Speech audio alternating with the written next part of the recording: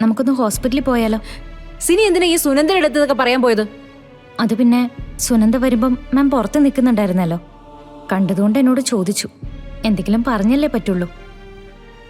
ഗാഥമോള് പിന്നെന്തെങ്കിലും ചോദിച്ചോ? ഇല്ല മാം.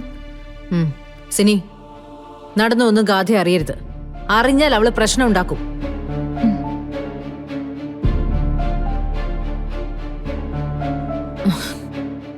കൃഷ്ണയുടെ ആത്മാർത്ഥതയില് ഞാനും നീയും എപ്പോഴും വിശ്വസിച്ചിട്ടുണ്ട്.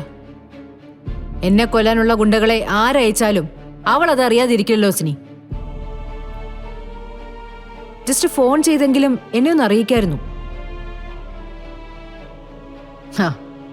അതെങ്ങനെ അറിയിക്കും? അതിനി അവക്ക് കുറച്ചില്ലല്ലേ.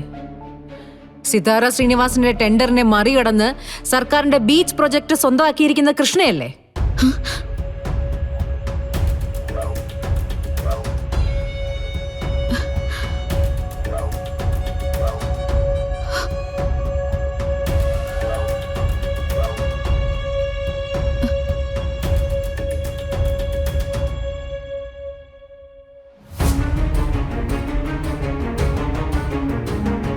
മോളെ, കയ്യിന് എന്ത് പറ്റിയെന്ന് ചോദിച്ചപ്പോ മമ്മി പറഞ്ഞത് ഒരു നിസ്സാര കാരണം. ആരെ മമ്മിയെ കൊല്ലാൻ ശ്രമിച്ചത്? ആരെ മമ്മിയെ ആക്രമിച്ചതെന്ന് പറ മമ്മി. ആരെ മമ്മി പേടിക്കുന്ന പറയാൻ? ആരെന്നറിയില്ല മോളെ. ആരാണെന്ന് മമ്മിക്ക് അറിയില്ല. പക്ഷേ കൃഷ്ണയ്ക്ക് വേണമെങ്കിൽ അത് മമ്മിയെ അറിയിക്കായിരുന്നു. മമ്മി തൊട്ടു മുന്നേ പറഞ്ഞതാ. സിനിച്ചേച്ചിക്ക് ഇതിനെ കുറിച്ച് എന്തേലും അറിയാവോ? അത് മാഡം, മമ്മി ഏറെ ആഗ്രഹിച്ച ഗവൺമെന്റ് പ്രൊജക്ട് സ്വന്തമാക്കിയത് കൃഷ്ണയാണ്. മോളെ, അതിനുള്ള പണം അവൾക്ക് എവിടുന്നാ? പവർ എവിടുന്നാ? ഞാൻ ചോദിക്കുന്നത് കേൾക്കുന്നല്ലേ മമ്മി? അത് അവള് ചെന്ന നാട്ടില് അവളെ സഹായിക്കാനായിട്ട് ആരെങ്കിലും ഉണ്ടായിട്ടുണ്ടാവും. അതൊന്നും നമ്മുടെ മാറ്റർ അല്ലല്ലോ ഗാഥ.